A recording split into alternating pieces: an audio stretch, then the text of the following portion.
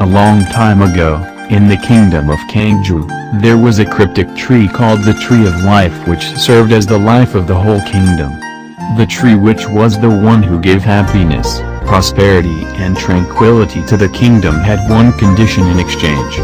One drop of royal blood so that the kingdom would continue to live. On the 20th birthday of the princess, it was a tradition that needs to be fulfilled.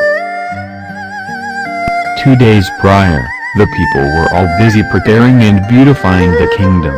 Everyone was invited and they were all excited to experience the once-in-a-lifetime opportunity to witness the tradition. Princess He Young, the daughter of Emperor Qin Hua and Empress Ji Hua, was given a grand festive celebration at the palace. Lots of mouth-watering food was served when that day arrived. The deafening music that was echoing through the whole kingdom as people were rejoicing, singing and dancing also, wearing their best attire for the occasion. Big celebration, Princess He Young felt an unexplainable feeling. She couldn't understand it herself. You are breathing heavily, Your Highness. What's the matter? You should be joining them in pleasure. I feel nervous about how huge my responsibility is. Terran Trainer, I'll always be here for you. Remember, I'll bear in mind what my mother has taught me, Your Highness. The birthday celebration, and at the same time, the ceremony to offer a drop of royal blood to the Tree of Life was the first sign of a new government in the kingdom. The ritual was led by the women in front of the tree. Afterwards, through the use of sharp knife that flashed on her palm, a red line appeared and the blood was dropped to the tree. Unexpectedly, the dropped blood just became dirt on the roots of the tree. The whole kingdom was shocked, having an unanswered question in their heads. The people kept murmuring throughout the whole palace. They were becoming unruly. She is not one of the royal bloods. Kill her! Princess He Young was so confused and not knowing what to do. She was crying as she dashed from the palace, and ran down to the riverbank. She couldn't restrain her tears from falling, streaming down her face and cheeks like the flowing river. She kept on questioning her reflection on the water. Who am I? I know I am the princess. Why is this happening? The rushing footstep of the horses with lots of civil guards were heard around her. Princess! Oh, the fake princess! You're now arrested because of a sin you committed in this kingdom. Anyone found guilty shall be punished by death.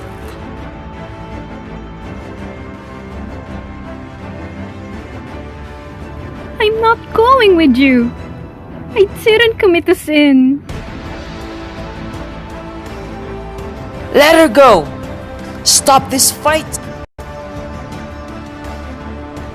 I came from the palace. Emperor Qin Hua commanded me to bring the princess back to the palace safely.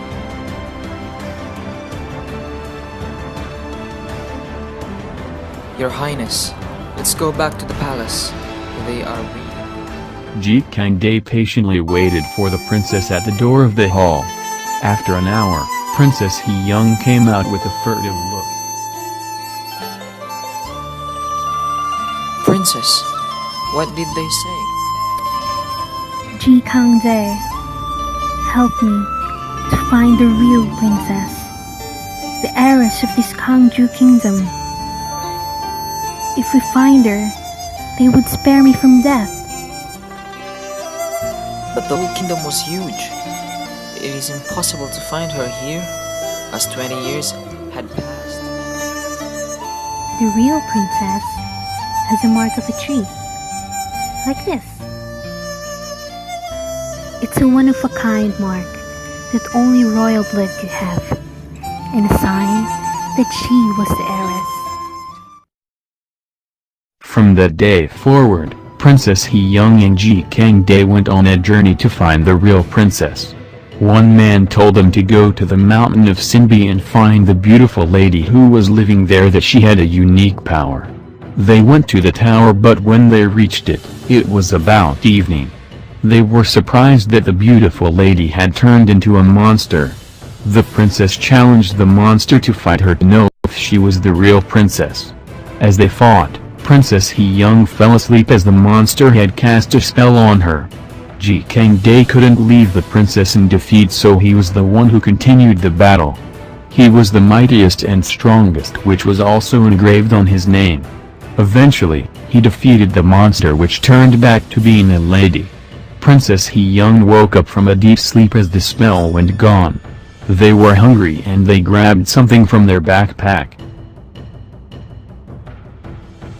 They woke up the next morning and they continued their journey to the Yasing forest, where they believed that there was a goddess-like lady living.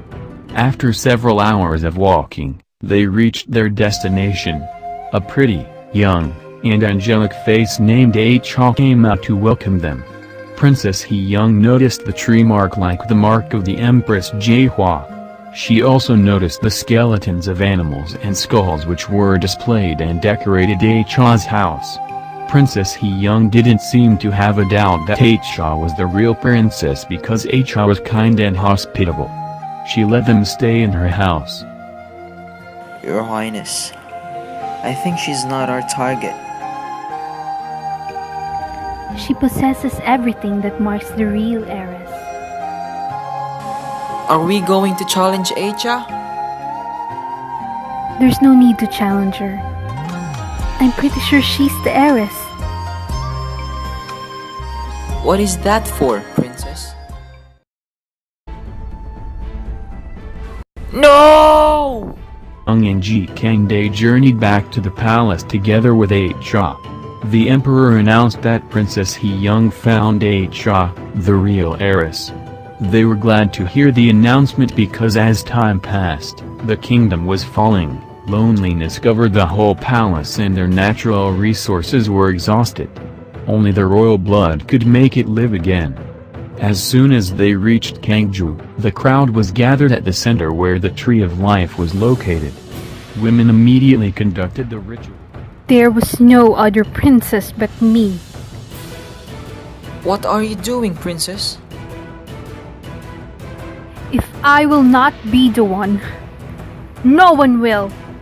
No one should! Don't do that! Your Highness! Why? I thought your loyalty is with me, Ji Kangdae. Yes, Your Highness.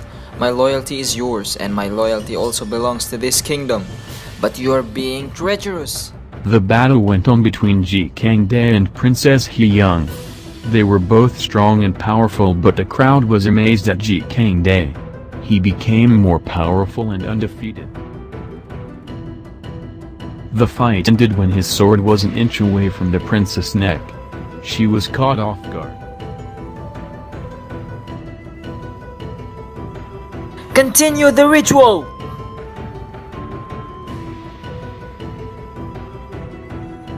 No!